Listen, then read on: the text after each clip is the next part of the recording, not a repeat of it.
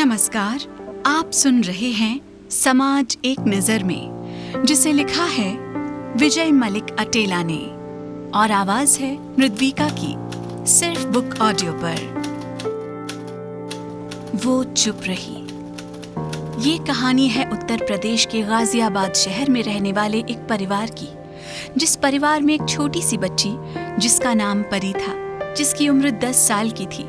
उसके पिता का नाम महेश शर्मा था, जो दिल्ली में एक कार्यालय में कार्य करते थे। उसकी माता लक्ष्मी देवी एक गृहिणी थी।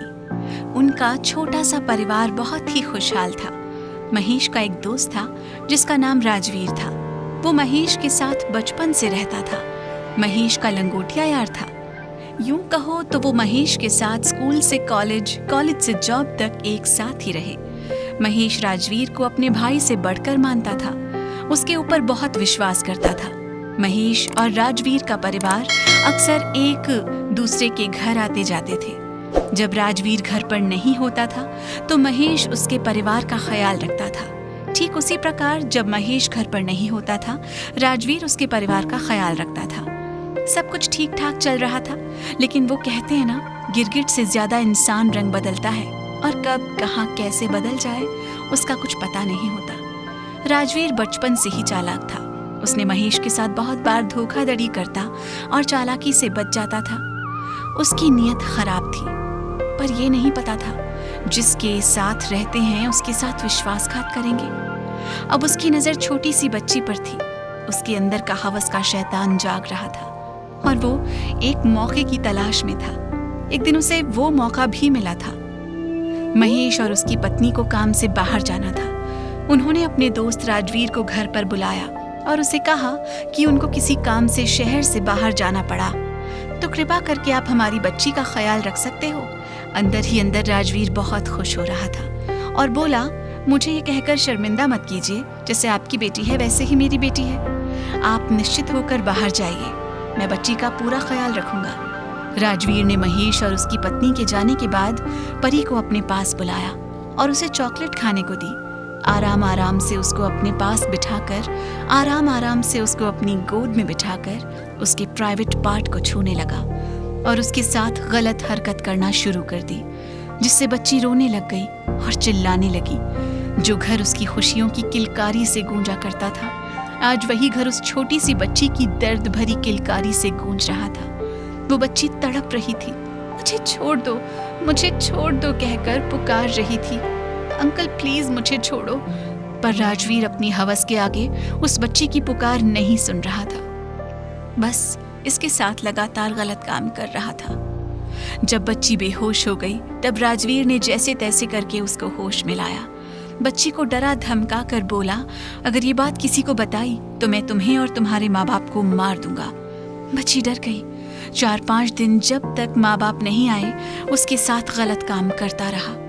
बच्ची के माँ बाप आने के बाद राजवीर वहां से चला गया। अब वो बच्ची चुपचाप रहने लगी, न कुछ खा रही थी न पी रही थी। डरी सहमी सी एक कमरे में बंद बैठी रहती थी। उसकी माँ को ये सब अजीब लगा, पर उसके पापा उस बात को ज्यादा गंभीर नहीं ले रहे थे।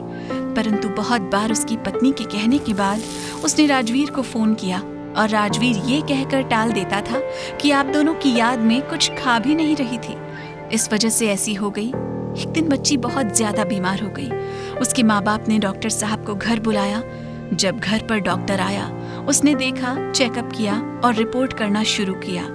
जब रिपोर्ट आई तो डॉक्टर ने महेश और उसकी पत्नी को पास बुलाया और कहा कि बच्ची के साथ गलत हुआ है।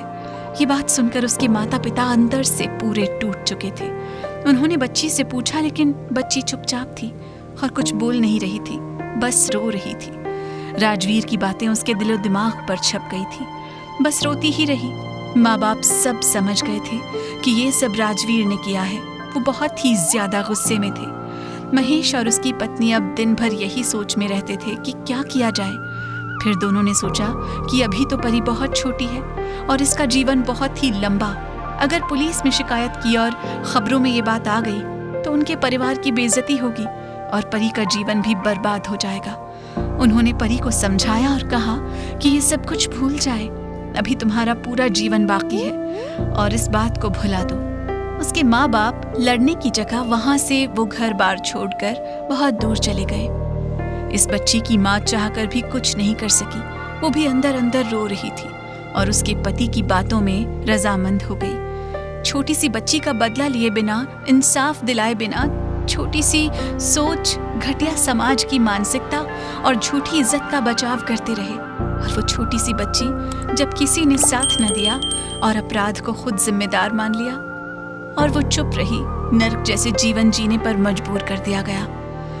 18 साल से ऊपर जिसके साथ गलत हरकत होती, कुछ सहन कर जाती हैं, कुछ माँ बाप और खुद की इज्जत को बचाए रखने के चक्कर में ये बातें आगे न बताती हैं, परंतु बहुत ज्यादा लड़कियां आवाज उठाती हैं और विरोध करती हैं और अपराध के खिलाफ जंग बहादुरी से लड़ती हैं। परंतु परी जैसी न जाने कितनी बच्चियां जिनकी आवाज को दबा दिया जाता है, खोखलेपन भरी सोच और झूठी इज्जत को बचाए रखने के लिए बस ठीक इसी प्रकार की बहुत ज्यादा छोटी बच्ची चुपचाप सहन कर जाती है और कुछ बोल न सकती, वो बस चुप रह जाती है।